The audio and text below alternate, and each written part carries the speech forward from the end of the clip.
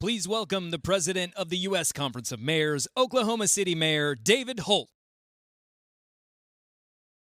Oh my God, stop it. Oh, it's so loud. It's too much. We've got to stay on schedule, everyone. Thank you. Thank you. All right, welcome to our Healthy and Sustainability Awards Luncheon. I want to thank the American Beverage Association for supporting our mayors in building healthier, more sustainable communities, and congratulate all of the winners that you're going to hear about today. And let me also say, this particular partner of ours, I've been around the Conference of Mayors. Some of you know my history. I go all the way back to like 2005, 2006. They have been one of our oldest partners and one of our strongest partners, and we're really, really grateful. And so I'm glad we get to highlight them here today. And now I would like to draw your attention to the screen for a short video, after which we will be joined on stage by Bill McManus, who, again, I have known for 20 years. I bet a lot of you are very familiar with Bill as well. And he, of course, is the Vice President of External Affairs for the American Beverage Association. Roll the tape. Our nation is standing up for American workers, restoring the pride of making products here at home. That's what we do every day. We're America's beverage companies, making American products with American workers in America's hometowns. We deliver brands that have been enjoyed for generations. Beverages shared in factory break rooms and at family barbecues. Enjoyed on special occasions and in everyday moments. We're proud to be part of the fabric of our communities, creating good-paying jobs, the kind that require only a strong work ethic. Jobs making it possible to raise a family, put down roots, and build a future. We're proud of what our dedicated workers deliver for the nation, because we believe in the promise of America and the people who make it great. All right. Good afternoon, everybody. How's lunch so far? Pretty good? Awesome. I'm Bill McManus. It's an honor to welcome you all back to our nation's capital for your all's winter meeting. Now, I wish I could stand up here and start bragging and talking trash about the Washington Commanders heading to the Super Bowl in just a few weeks, but I'll set up for thanking Mayor Bowser for bringing the team home with the new stadium, and congratulate Mayor Katie Wilson of Seattle and all of the New England mayors for the upcoming Super Bowl. Let's give that a round of applause here. So, listen, I know I could go on talking about sports, but I'll save it for a conversation over one of our industry's 400-plus zero-sugared, non-alcoholic beverages, because today we're here to celebrate the hard work of you and your communities. The same communities that more than 275,000 beverage industry employees live and work in. They are your neighbors, members of your churches, the parents in the school pickup line, your voters, and they visit your neighborhood businesses every single day. They're also stocking your beverage aisle locally with options that go far beyond our iconic products, from smaller portions and sparkling waters to ready-to-drink teas, probiotic drinks, all to support Americans in making choices right for themselves and their families, and they have to taste good too. You know, we're deeply ingrained in your communities, which is why American Beverage and the American Beverage Foundation for a Healthy America have been a proud partner for the Conference of Mayors for 14 years and have awarded more than $8 million to 93 communities throughout the nation. $8 million. Thank you. And as you can see in some of these photos behind me, our impact has been felt by many, and our commitment to cities like yours continues. This year, we have doubled down on this important work, not only by revamping the program with a new name and logo, but also increasing the types of eligible activities and increasing our yearly grant amount awards to a total of $1 million to support more initiatives, ultimately helping to make your communities healthier and more sustainability. And as you're building on a healthy, thanks. $1 million is pretty good, I think. So make sure you send in your applications. As you're building on your health and sustainability work in your cities, our industry is here to support you beyond these grants. Last summer, we launched the Good to Know Transparency, the Good to Know Initiative, a transparency initiative campaign and website that arms the public with facts they need about ingredients in their beverages with no spin, just the science. If you haven't seen it, it's out at our booth. Take a look. And for more than a decade, our industry's Every Bottle Back initiative has provided more than $31 million to 66 communities, including to mayors in this room, to improve recycling infrastructure and education for residents. So let's get to it. Now I'd like to announce the second and third place winning cities of the Healthy Sustainable Community Awards for 2026. Let's start with the small city category.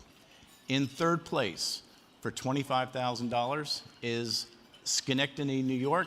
Mayor Gary McCarthy, Live Well Schenectady.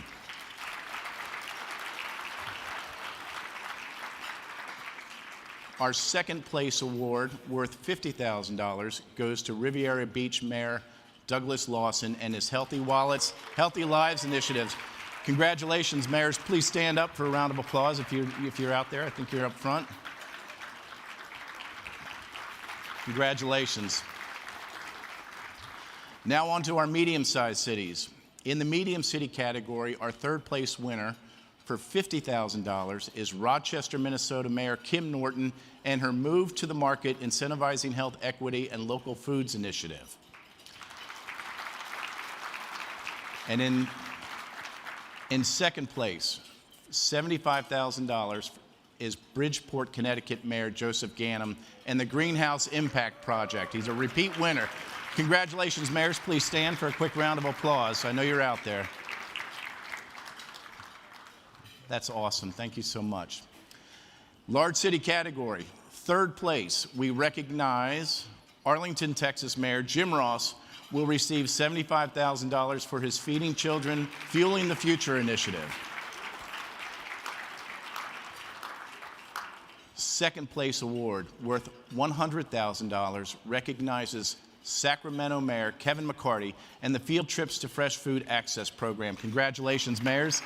So good to see you here. Congratulations, and thank you again for participating in the program.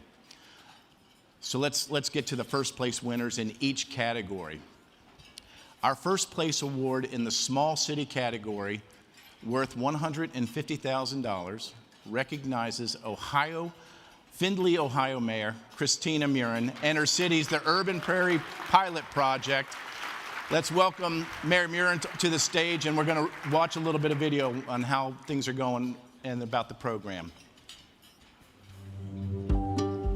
One of the defining geographic features of the city of Findlay is the Blanchard River, which runs right through the center of our downtown. Unfortunately, it does flood. So right now, flood mitigation in Findlay is our #1 priority. Urban prairies are a great approach to dealing with floodplains.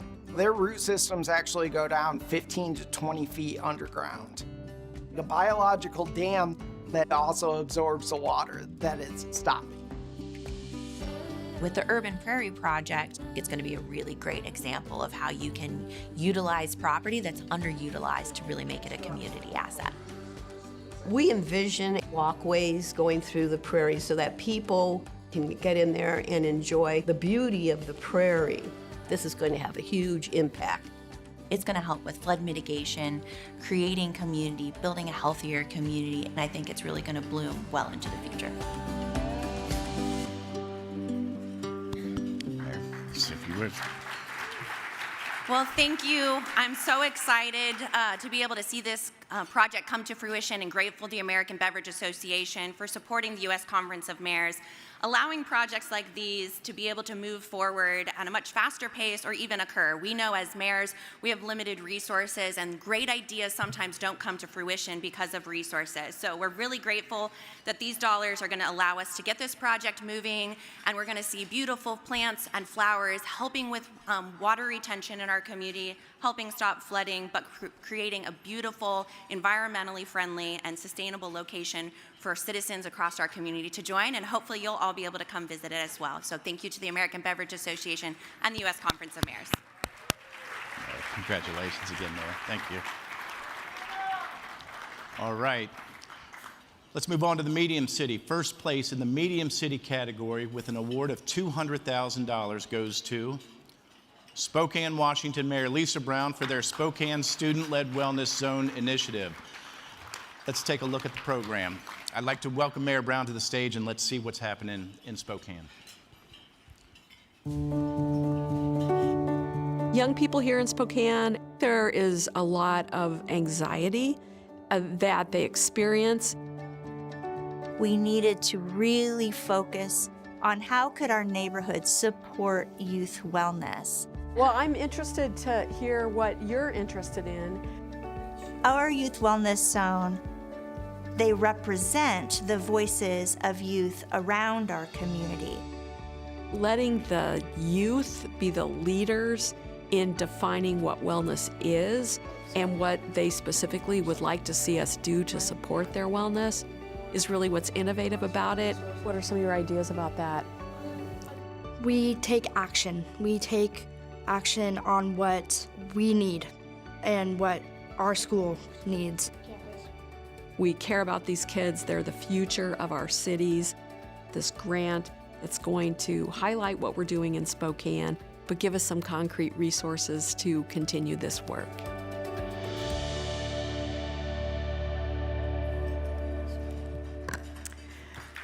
Thank you.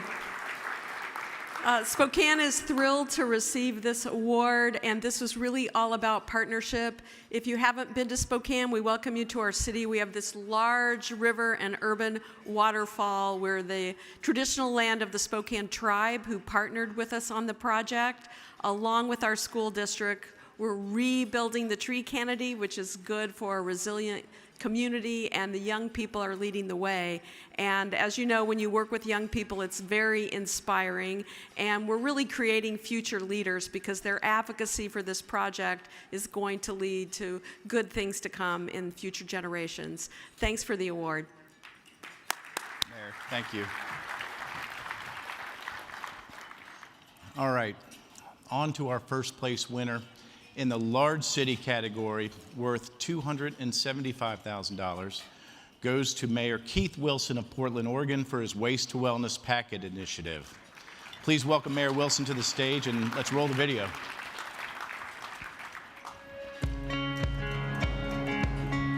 Today we have 7,000 people living unsheltered on Portland's streets.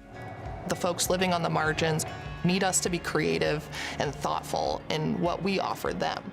The Waste and Wellness Package program is the City of Portland's answer to our sustainability values, but also the need for supportive work.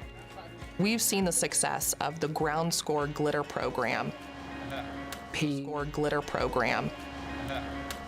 folks directly to go out and remove microtrash, keeping it out of the streams, is a really important first step for folks looking to get off the street. They are hoping to better their lives on their own terms through work, and that cleans up the city and gives them a chance to give back. Who doesn't like, trash getting picked up? Everyone likes that. This grant is going to help those individuals that are living on the street. We are beautifying the city. We're improving livability. We're lifting up those in homelessness all at the same time.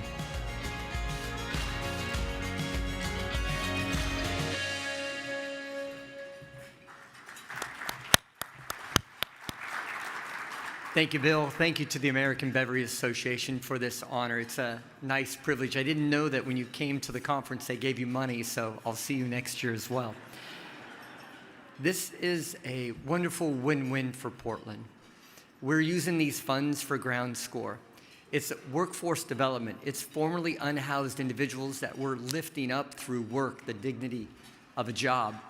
At the same time, these individuals are going through town and picking up microplastics and cans and other garbage that is really lending help to the renaissance that our city is experiencing. This will just allow us to just continue that renaissance, and we look forward to hosting you in Portland and showing you what an incredible city that we have. So thank you.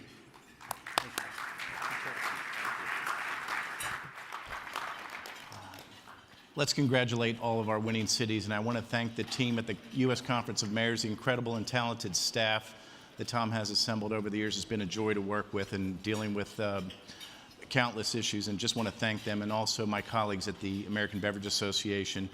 Given the broader category of the awards, I encourage you all to start thinking about applying next year. and submitting applications. The next round notices will be announced this summer. I hope to see everybody in Long Beach, California later this year. Thanks so much, everybody. Have a great rest of your lunch.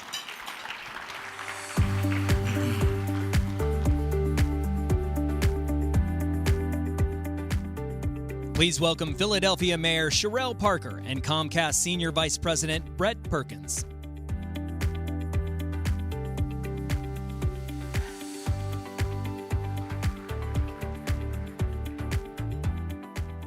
All right. Well, it's a privilege to be in a room full of mayors and a special treat for me to share the stage with my mayor. Yes. The 100th mayor of the city of Philadelphia, Sherelle Parker. Thank you, my friend. So economic mobility is one of the defining challenges and opportunities for our cities. And I am really excited about what's happening in our corporate hometown of Philadelphia as my mayor leads the way in a comprehensive response to making sure that we are a city where there is opportunity, access to opportunity for all. So Mayor Parker, you've had a very productive couple of years. So why don't we jump into this? So when you were running for mayor, you made a foundational pledge during your campaign of One Philadelphia. Every Philadelphia person in the room knows this. You carried that pledge with you into office to make Philadelphia safer, cleaner, greener, with access to economic opportunity for all. So just start with, tell me what that commitment means to you personally, and then how does your own story shape how you define those priorities? So one, I want you to know it's an honor and a privilege to be here today. Huge shout out to the president, to Tom and team. And speaking of economic mobility, I want the record to reflect that Comcast is the #1 employer in the city of Philadelphia. So it's appropriate for me to be talking with my friend, longtime friend and Comcast rep. Listen, I believe that we bring our real life lived experience everywhere we go. I'm a product of very humble beginnings, Brett. You know my story. Born to a single teenage mother, raised by my grandparents. So as Langston Hughes would say in his poem, Mother to Son, life for me ain't been no crystal stair. But I didn't know that those humble beginnings would make my focus on economic mobility, or what I often refer to as closing the gap between the haves and have-nots, and self-sufficiency. I'm laser focused on it because for me, that's where we as human beings get a sense of a pride and dignity and hope from. And so I'm a teach me how to fish kind of girl. Don't give me anything, but give me access to the opportunity to learn it, and I can deliver for myself. So I think it comes from that experience, and thank you for even affirming that. Thank you. No. So you said Philadelphia needs more housing, and you've been really clear. We need it now. So for those who don't know, would you tell us a little bit about the home plan and why you think it's essential for stability, dignity, and opportunity in Philadelphia? Brett, when people think about Philadelphia, they forget that Philadelphia is a city of row homes. 70% of the housing in the city of Philadelphia, they're row houses. And 75% of those, they are 50 years old or older. And so for us, we know that we have a challenge with a great deal of demand, and so we needed to focus on supply along with production. And so we worked with the Reinvestment Fund, Ira Goldstein, made sure that all of our work was grounded, values-based, but data-driven and research-based as well. And we realized that we were short in inventory. So we created a 30,000 unit plan to build 13,500 units, but to preserve 16,500, because the most affordable home that you have is the one you currently live in. So I'm really excited about this, Brett, but probably even more excited that we just issued an RFI to do something that's never been done in the city of Philadelphia before. That is to hear from the private sector whether or not we have the market to actually manufacture homes in the city of Philadelphia. So not only can we produce homes efficiently, we can create jobs, we can train the next generation of skilled tradesmen and women. And so I'm really looking forward to that. And I have to give a huge shout out to my fellow mayor, Bibb from Cleveland, Ohio, because he laid the foundation for this concept of factory. So I'm excited about that. Right, no, that's great. So you've made job creation and access to good paying careers a priority. And your administration has talked a lot about the pathways to employment. So why is this so essential to economic mobility in Philadelphia? Well, you know, one, I want to affirm that we couldn't do this alone. We couldn't do this alone. Cities have limited revenue generating capacity. We need an enabling authority from the Commonwealth to actually even, you know, enact any kind of revenue generating mechanisms. So the partnership that the city of Philadelphia has with Comcast Foundation and all of those foundations who are part of that funding collaborative to embrace our first of its kind City College for Municipal Employment. We married what was a problem. People talked about the number of vacancies, Brett. And when I grew up, you know, working for the city of Philadelphia or the state or the federal government, my grandmother would say, well, that's a good job. You know, a living wage, health care, retirement security.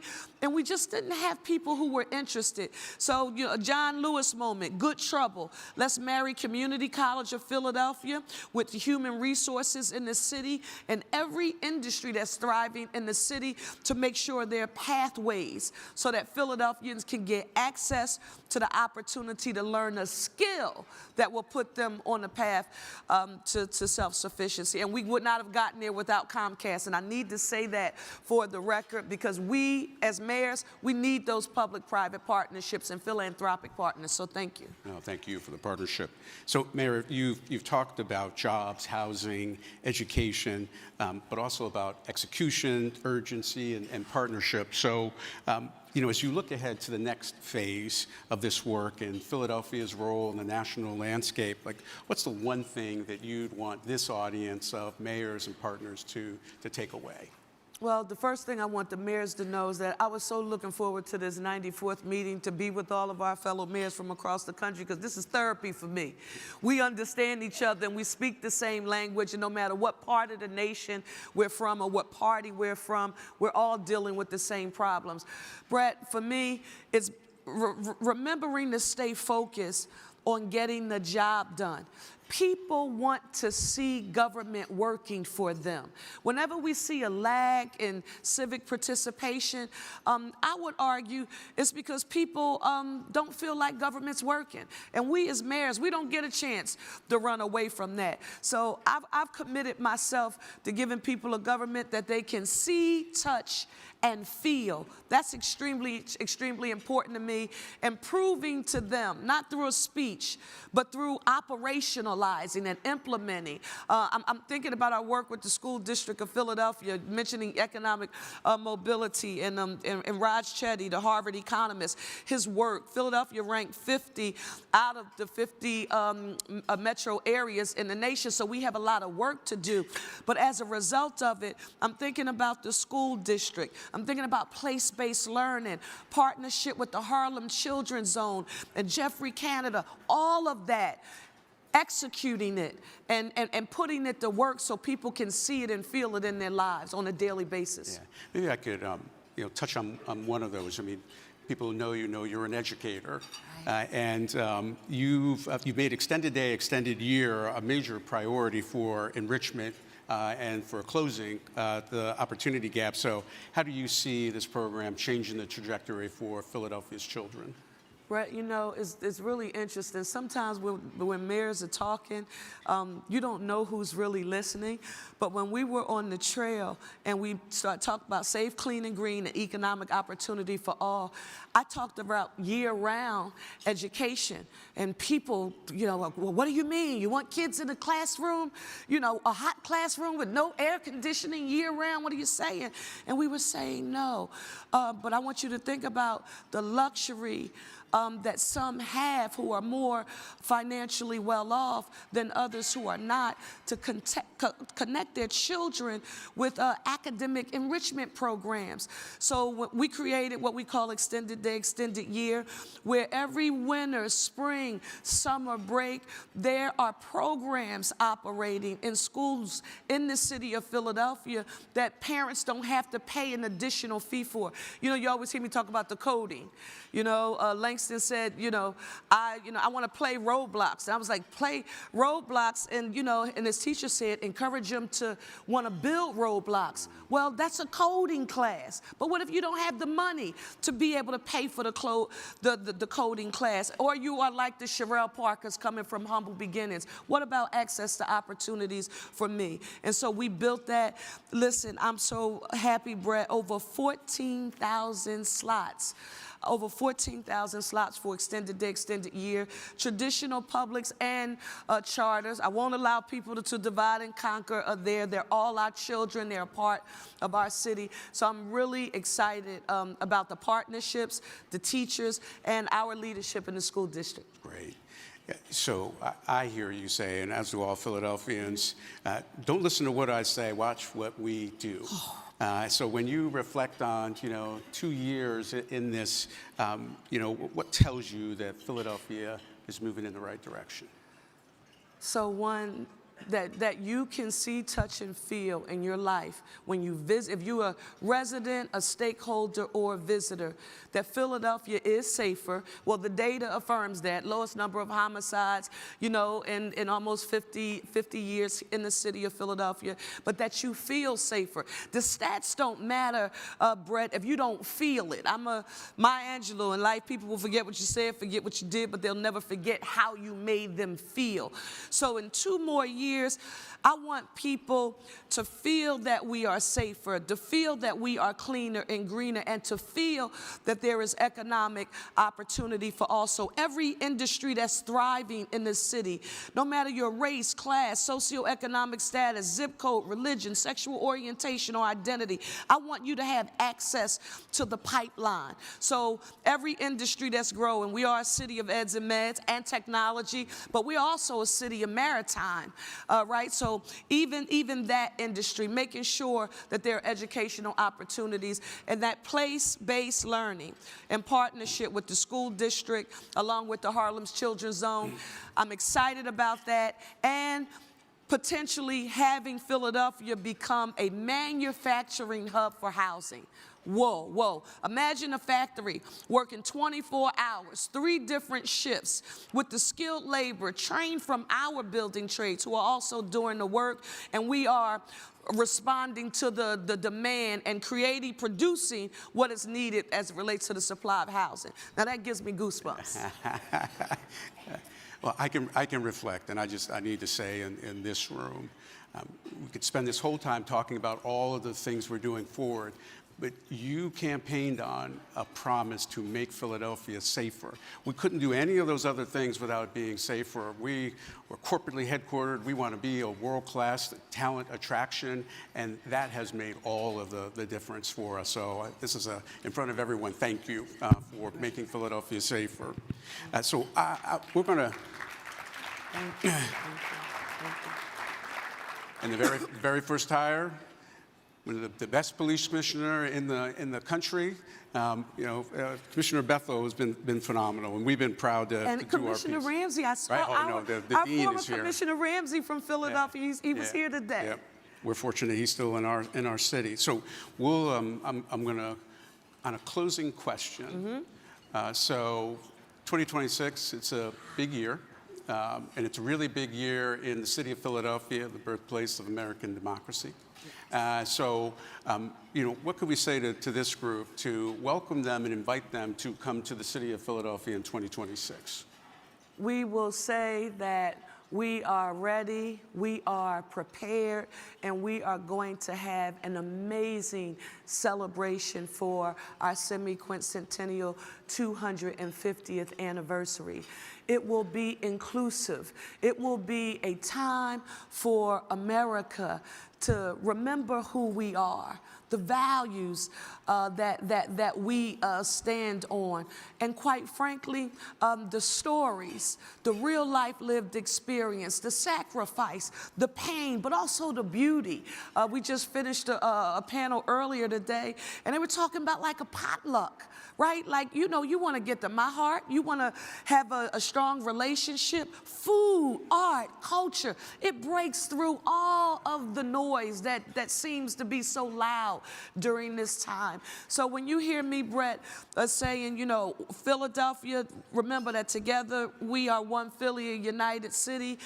We are going to remind the world and the nation that we are one America, a united nation. No matter who we are one America. And I'm excited about it. I also have to get this plug in. I hope you're there for July the 2nd. Super huge opportunity for us to get together with mayors from across the nation. And thank you, Tom, and thank you, Mr. President, for the honor. But I do want to say, I know all politics is local and you have to be home. But if you remember something called Live Aid, just let me see a quick show of hands if anybody ever heard of Live Aid or seen it. Look, Brad. It's a crowd. So listen. Philadelphia on the 4th of July is going to have a block party, a celebration, and remembering who we are that will go down in history the same way that we remember Live Aid. My staff is back there. Jill, Grace, and Tiffany and Vanessa are saying she better not say anything.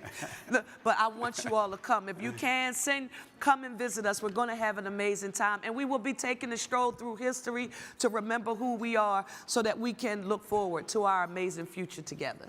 That's a perfect way to end it. Thank Mayor you. Parker, thank you for being with us. Thank you. Thank you. Thank you. Let me give you a hug. Thank you, Brett.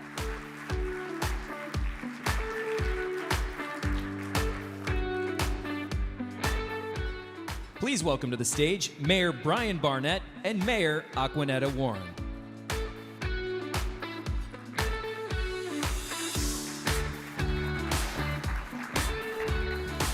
Got one. Someone out there. Good morning, everyone. Is that the best you can do? You just had a great meal. Come on. Good morning, everyone.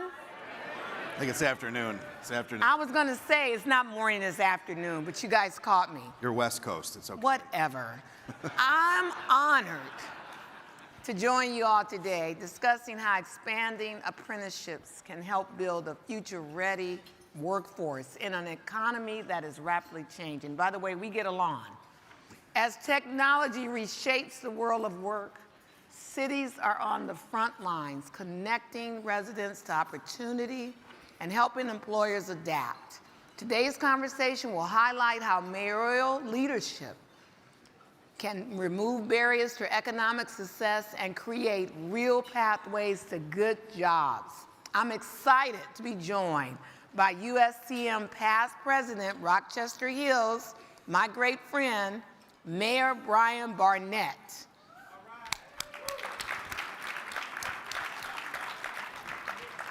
That wasn't great. He's going to talk about the role cities play in strengthening the workforce.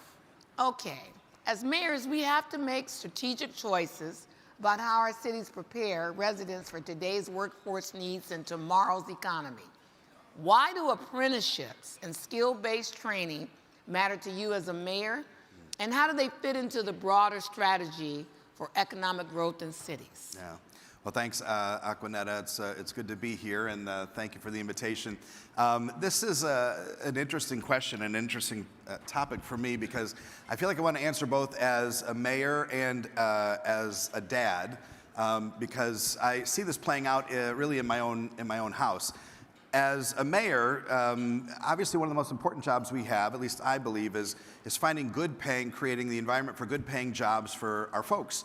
Because that's how they afford homes and how we create all the other sort of ancillary benefits that we enjoy. And so we spend a lot of time, and I'm sure most mayors do, you as well, trying to find and locate and get good jobs in our community. And most of us know the unemployment numbers in our city. Ours is very low, but you really got to understand your community. Our community is a manufacturing community, a robotics community, and oftentimes when we talk to our folks, we hear that there are challenges. They're not finding the jobs, the folks ready for jobs for the specific certifications that they have. And so this other pathway outside of college is really important. And what mayors can do to try to find and support those things is really important. As a dad, it's happening right in front of my eyes. I have 2 boys. My oldest son, Kenneth, is 21, graduates from Michigan State University in 3 months with a degree in finance. My youngest, 20, Tristan, dropped out of college last year, said, Dad, college isn't for me. And my initial reaction as a parent was defeat. I thought, my gosh, what did I do? Like, this isn't the way. This isn't, I graduated from college. You should graduate from college. And I've already begun to see the paths that he has in front of him for excellent, high-paying opportunities that he wouldn't have had if he was just focused on completing school. And so we're supporting those, trying to find out different ways and avenues for him.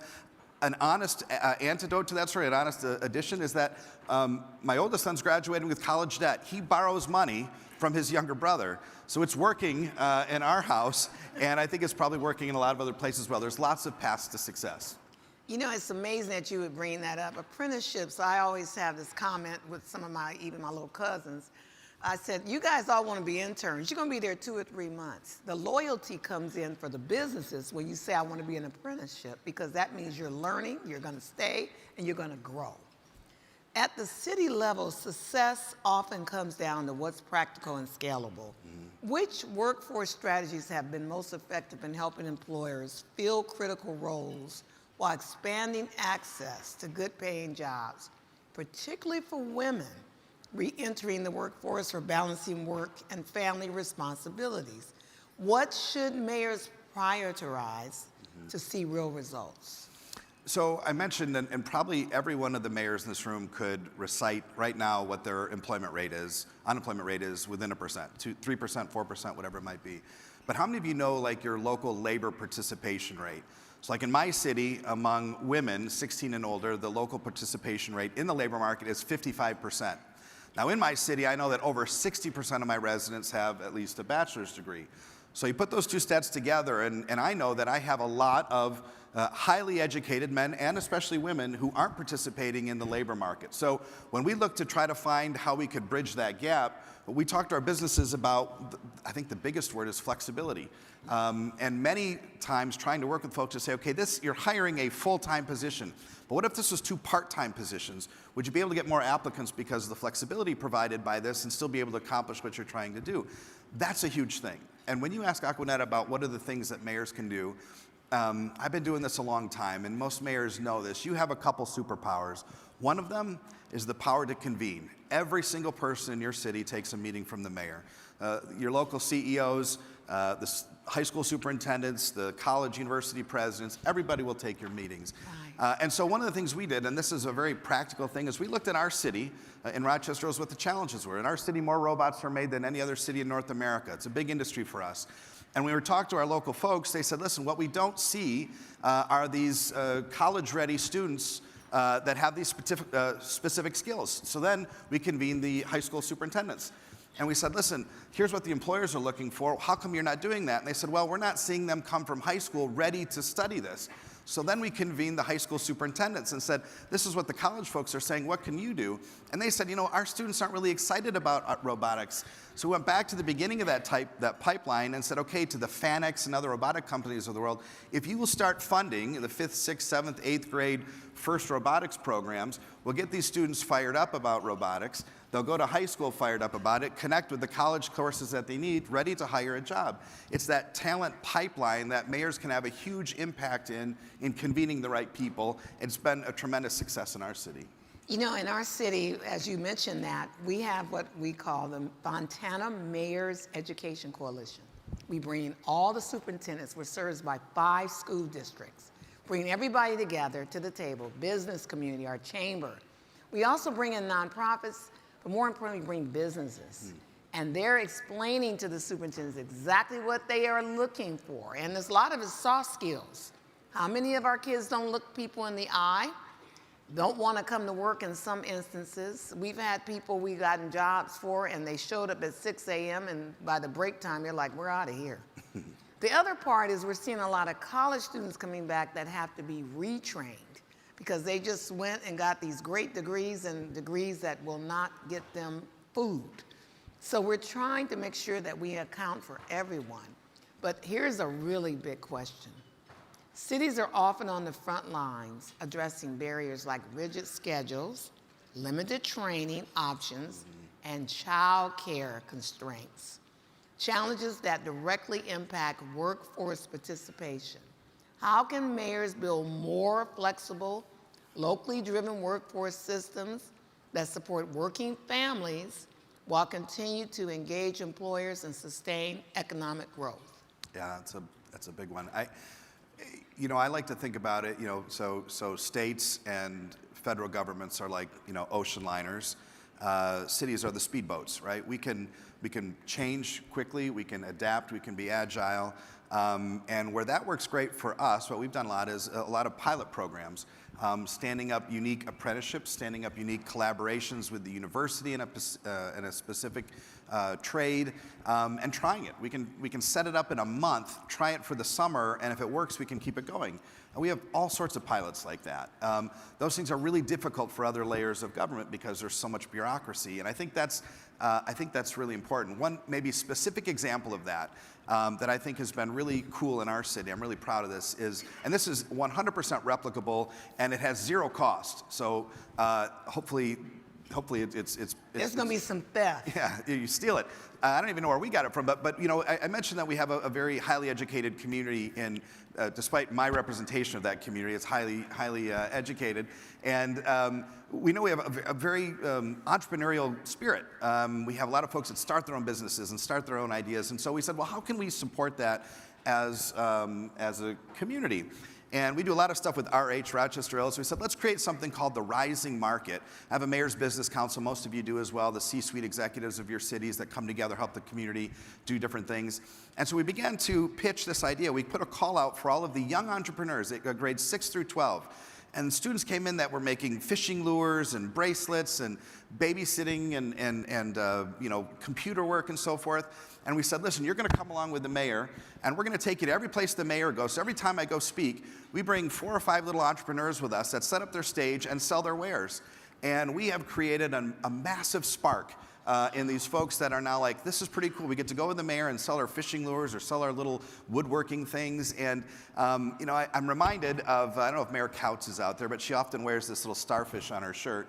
Yeah. And the story of that is, of course, it's very difficult. The topic is, workforce. How do you fix workforce? Huge topic, very challenging. But the story of the starfish is the big beach of starfish. You take one, throw it in, you save that one. I tell you, there are a dozen little entrepreneurs in Rochester Hills who have been thrown back into the ocean of believing they can do something for themselves because some people on our staff and team have given them an opportunity to be young entrepreneurs in front of the most important people in the community. So those kinds of things are fun to do. That's the part about being mayor that I love, like when you can find a way to connect and solve a solution, and you see this resonating with students, that's exciting. Let's give him a big hand. This is incredible, incredible.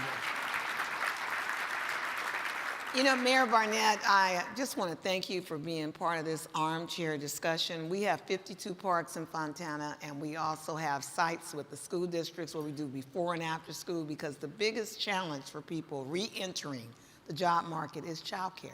Yeah. And so if you put that together with your entrepreneur program, I think we have a match here. Well, I want to thank Mayor Warren for her leadership, and also, do you know how hard it is to find an outfit that perfectly matches your chair?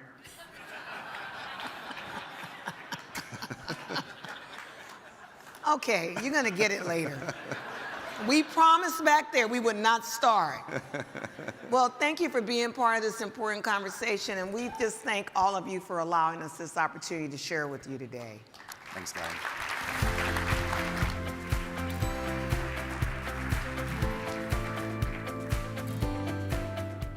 Please welcome NBA All-Star Trae Young and Conference President David Holt.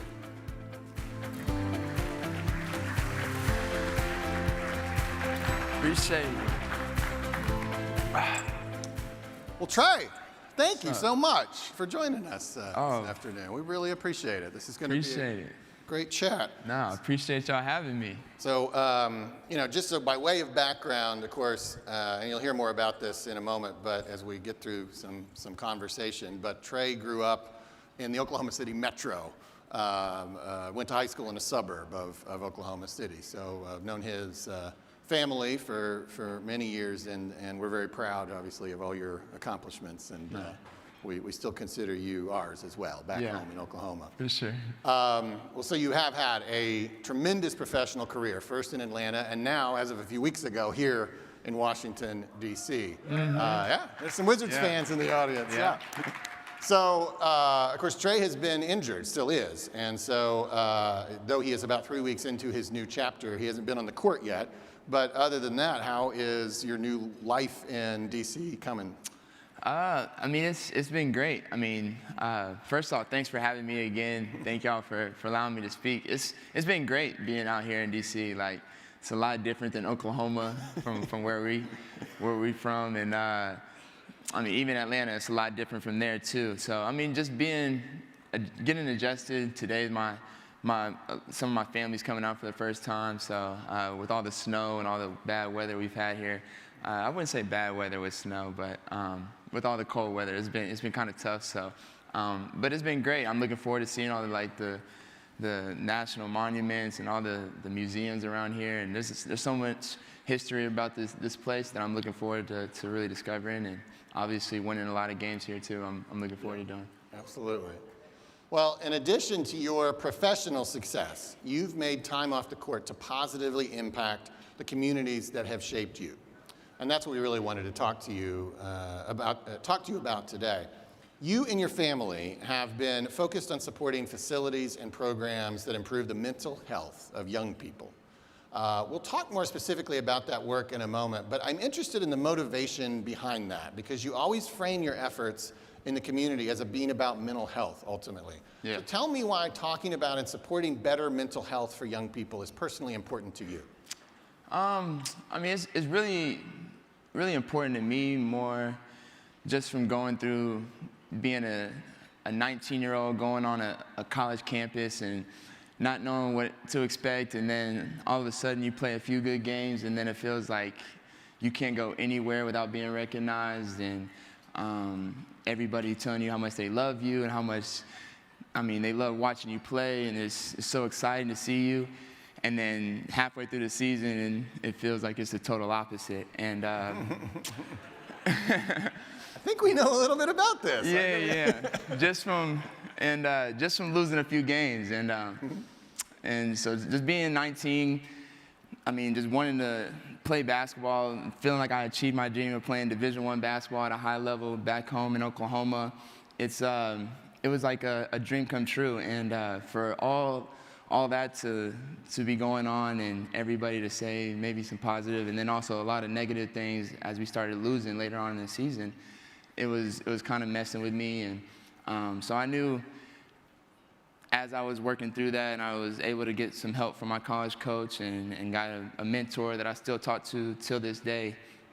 I knew if I was able to have a platform that I was able to give back, or able to give that message back, that you can always find somebody to lean on, or just giving people knowledge of that we all go through things, and we all have different things that we think about, and that it's okay to get help from others. So I think for me, I knew I was gonna, when I started my foundation and giving back, and I knew I was gonna give back to the youth as far as building a facility and making sure that there's little kids that can come back and play in AAU tournaments, or after school programs we can have there. So there's always stuff that they can do to get their mental right, or just to escape sometimes reality of where they have to go home and where they live, or what they're going through on a daily basis. So for me, that's why I started it. Yeah. Well, I knew a lot of that, but I wanted them to hear it. And what I really like about it is that's a deeply personal motivation behind your philanthropy, that's not like just your consultant told you should do this. Yeah. This is like your own life, and you're wanting translate that into the way you give back. By the way, so, I mean, there was a little chuckle that I think they really, understand, like, mayors are also in the public eye, and one day we're loved and one day we're hated. I don't know if you have any, like, advice for our mental health, but that you... Yeah, it's when you're doing something right, that means you're going to get both sides, so that's okay. Right. That's fair. There you go. Put that on a bumper sticker. For sure. Okay, so let's talk about, you alluded to it. In 2024, you and your family, alongside the city of Norman, Oklahoma, which is a suburb of OKC, opened the Young Family Athletic Center. This facility sits on 12 acres. It covers 122,000 square feet. It has 8 basketball courts, 12 volleyball courts, 18 pickleball courts, competition and warm-up swimming pools, and is also home to sports medicine and physical therapy practices associated with the local hospital system there in Norman. I have actually been to this facility several times with my kids for their basketball games, and I don't know if you've heard, but it is where my daughter Maggie hit her first three-pointer in a game. Oh, I didn't. I didn't know if you knew about that, about that history. Okay. But I can attest, it is a world-class facility. The Young Family Athletic Center is something that any mayor in this room would love to have in their community. And here's how it happened. It was made possible by a Norman sales tax, a TIF, funding from the local hospital, the Norman Regional Hospital System, and a very generous donation from you and your family. So tell me about the Young Family Athletic Center and why you did that. Yeah, that's a great question. So growing up, I really started falling in love with the game. Being around my grandfather and stuff, and who passed away when I was 10, and then my dad, who played in college basketball, played overseas a little bit, and then we came back to Oklahoma, and we would always be in the YMCA. Like, I was always there with seeing them play pickup, co-ed pickup, and I would just go be a little kid and try to be on the court. Or as I got older in middle school, I would try to get in the games with the older guys, and as I got older in high school, I was just always there. And for me, I felt like that's part of like the mental health thing. Like, no matter what was going on at home or at school or whatever, I felt like I could always find a safe haven in the gym. I had an after-school program there in the YMCA. So for me, the YFAC is like another version of the YMCA for me, and for me to be able to give back to others, and hopefully, I don't know if I'm allowed to say it right now, but I think I'm about to open another one here in another part of Oklahoma. Whoa. I got a few Oklahoma mayors. They might want to follow up with you on that. Yeah. So that's definitely something. And who knows? I may want to go national with it too. So the YMCA is definitely like an influence on that. Yeah. Well, interestingly, okay, that was a good segue into what I wanted to ask you. You know, most cities have either a professional sports team or a major college program or an athlete who has enjoyed success who grew up in their community. This is not all 100% of every city, but I think I've just covered 3 categories that cover a lot of cities.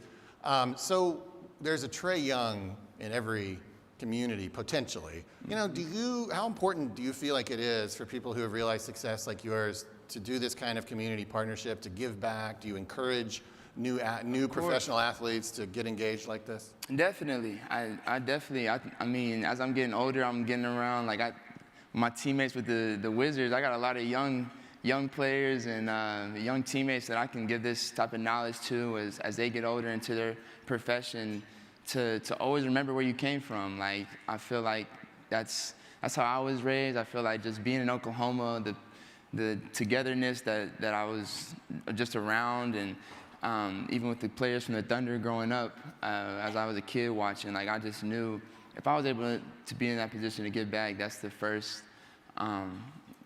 most important thing, because your legacy is about what you leave behind. It's not about what you're doing for yourself, and it's about what you can do for others. So anytime I can spread that message to any of my teammates or anybody that I come across around the league, like, I mean, we have these types of conversations with the NBPA, with players all the time. So I'm definitely happy that I'm a part of those types of meetings and conversations with players, and I'm gonna forever be that type of advocate to players, giving back and making sure that that's on the front of players' minds. Yeah.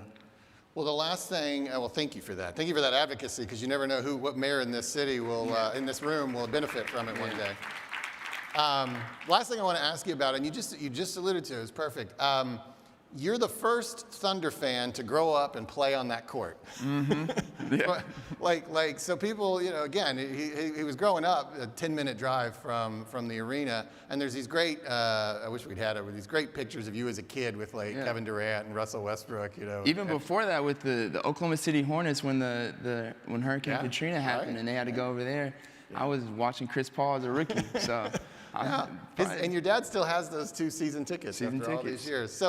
So maybe just a lot of us end up working on projects to keep professional sports teams in our communities. And, we do it for a lot of good reasons. And this is one of them. It's like, talk about what you think it means for a city like Oklahoma City to have the Thunder, and for all these cities to have this rallying point and something that obviously inspired you deeply. Yeah, I mean, it's very important.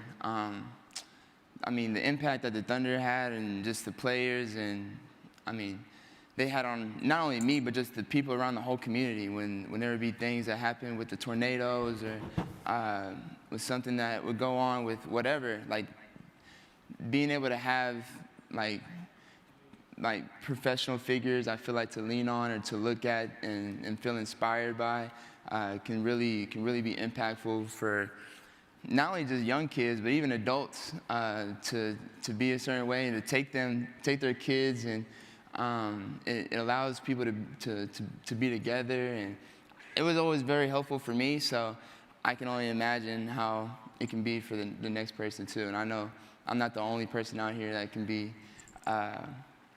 inspired by a lot of these NBA players, so it's important. Has a player, a rookie, arrived yet with a picture of him as a kid standing next to you? It's going to happen one day. Yeah, it's definitely going to happen. It's going to be crazy.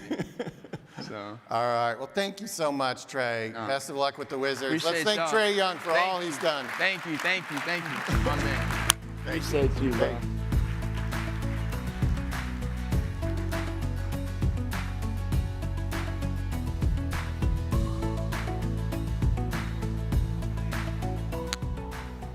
Okay.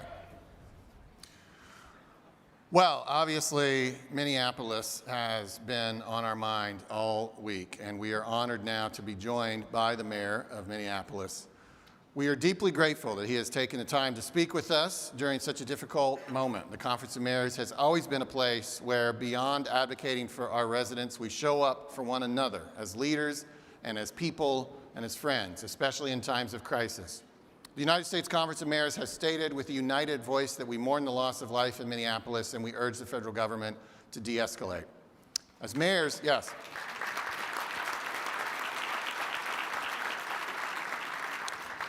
As mayors, we understand that the safety and freedom of our residents are not partisan concerns. We commend Mayor Frey for his leadership, along with local leaders and law enforcement who have been navigating this uncharted territory with courage. Please give a warm welcome to Minneapolis Mayor Jacob Frey.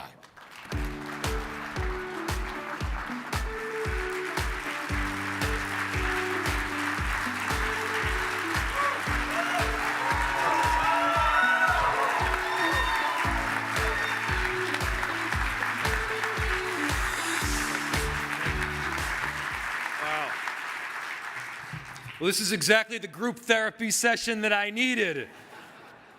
The defenders of parks and streets, which indeed is an honorable profession, we are now becoming the defenders of our republic and the defenders of democracy.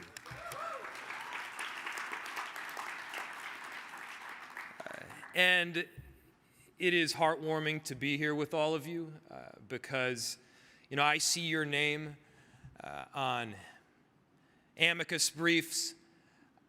I see your faces on TV. I feel the support from across the entire country, and we recognize that one great American city is experiencing an invasion. That is an invasion on our democracy, on our republic, and on each and every one of us. And the fact that you all are standing up means the world. Thank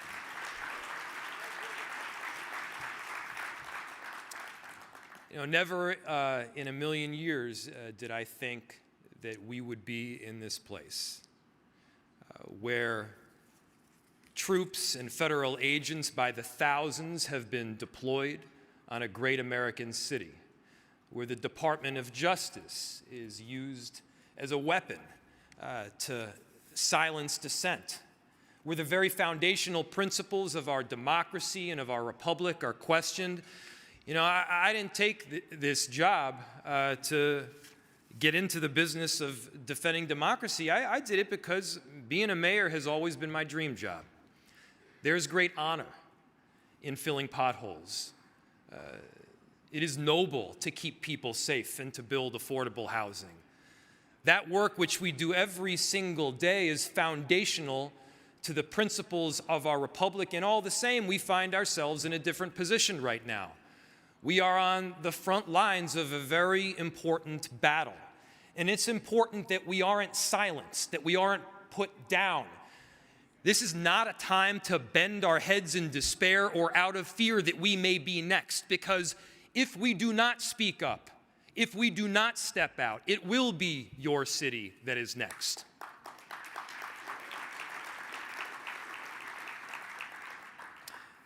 For those of you that have been watching the news and what's happened in Minneapolis, I'll tell you, it is that bad. People's constitutional rights have been trampled. Thousands of federal agents have descended on a city that has 600 police officers.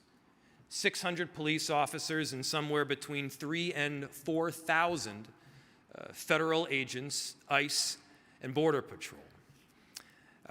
People have been indiscriminately pulled off the street. Discrimination takes place only on the basis of are you Somali, are you Latino, or are you Southeast Asian? And then American citizens have been yanked away from their homes after that solely because they look like they are from Mexico or Ecuador or Somalia. That's not how we operate in America. In America, we have these foundational principles of law. We abide by our Constitution. The rule of law is not just something that you say, but it is something that we practice each and every day. And as mayors, we know that. As mayors, we operate in the reality business. It is a reality that we've got to keep people safe on a daily basis. And by the way, we do that, partnering with a number of different jurisdictions, working with our federal government. In Minneapolis, we've worked extensively with the ATF and the FBI and the DEA, the U.S. Attorney's Office, to successfully drive down crime. And despite what you may hear on different media channels, crime is down in virtually every category and virtually every neighborhood of Minneapolis. Minneapolis is a safe city. It is less safe when chaos reigns supreme. It is less safe when families do not feel comfortable going to school or buying food at the grocery store because they're worried that their very family might get ripped apart. It is less safe when we have roving bands of agents marching down the street just looking for somebody who might be concerned. And I got to tell you, everybody is concerned when you have that kind of occupation. And so we've been very clear. The Operation Metro Surge needs to end. This kind of conduct and siege needs to stop, not just in Minneapolis. It needs to stop nationwide.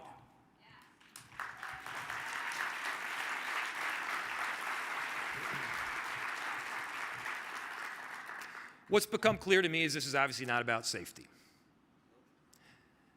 This is not even about immigration. This is about silencing a narrative or a political position that differs from that of a federal administration. We've seen this kind of conduct in other countries. We cannot see it right here in America. This is not a Democratic or a Republican issue. Never once have I made this partisan.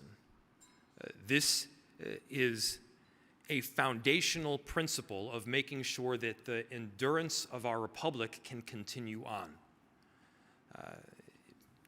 It may seem like I'm talking too much on the macro level, or maybe this is a concerning thing to say, but I got to tell you, we're seeing it in our streets right now. And it is up to each and every one of us to partner together, to work together, to protect those ideals that we hold firm. The power of the federal government is awesome. The military force that they have, they got tanks, they got bazookas.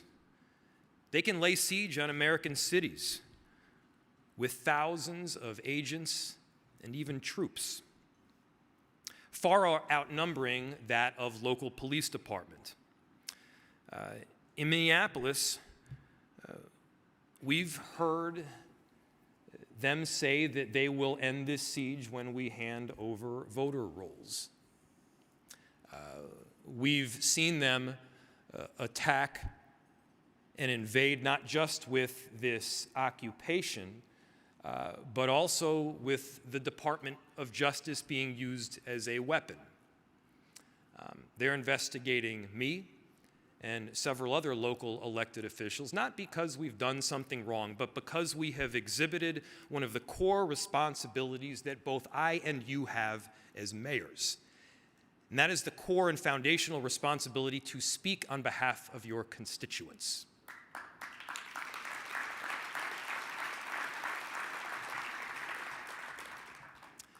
I'm going to continue to speak on behalf of my constituents. We won't be intimidated in Minneapolis, and if there is any place to take inspiration from, don't take it from me.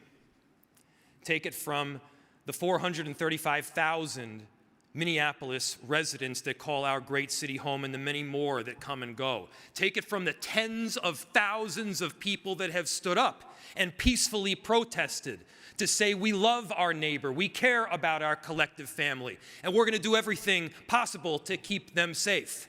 Take inspiration from the people that are dropping their neighbors off to the grocery store or standing guard outside a daycare to make sure that their families don't get ripped apart.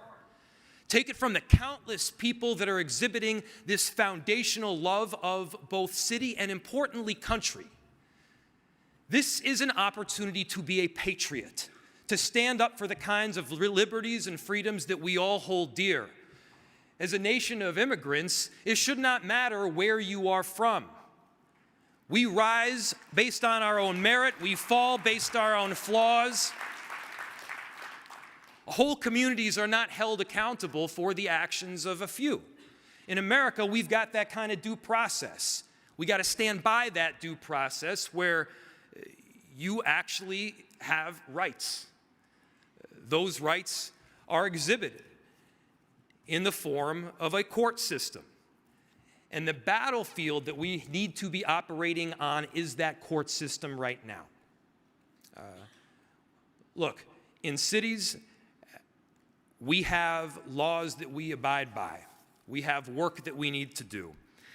And the reality is you can't exercise the extraordinary power that the federal government has to force nationwide outcomes on localized issues, leaving our own citizens as collateral damage in a hostile negotiation. By their own words, what we've seen this administration push for is this whole concept that might makes right. That might makes right. Stephen Miller has pushed for this concept, calling it the iron law of the world.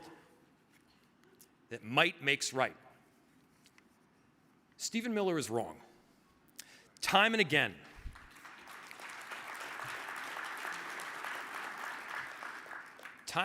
America has rejected the law of the jungle. Time and again, America has rejected this notion that might makes right. That notion and that belief that we are of something greater than simply force has allowed our country to rise in international influence and allowed great cities to be laboratories of democracy. We must reject the notion that might makes right again and again. We must understand that it is not the clash of iron that furthers the notions of democracy, but it is the intense battle of ideas. Might does not make right. In cities, we all recognize that ideas make right. And so, from Portland, Maine, to Portland Avenue in Minneapolis, to Portland, Oregon, mayors, we do not back down to bullies. We stand up for democracy. We understand that the common ideals that we hold are essential to the endurance of our great republic. This may not have been a battle that we signed up for. Each and every one of us entered public service for a different reason. Some of us entered to keep our cities safe. Some of us entered because we love to build affordable housing. Some of us entered because we care about climate. But now is also a moment where we all got to stand together. You have this unique relationship with the American electorate. This is more important than being a Democrat or a Republican. This has to do with our day-to-day lives, who we are as a people, who we are as a democracy, and who we can be as American citizens. Mayors have that important role. I know that you will carry it out, and I cannot be prouder to be part of this tremendous team. And so, on behalf of all of these incredible Minneapolis residents that are going through a very difficult time right now, to say the least, thank you. On behalf of the next city and the city after that that may experience this kind of invasion, thank you. We got to hold rock solid. We cannot back down. Our cities, our mayors are what will hold this democracy together. Thank you so much.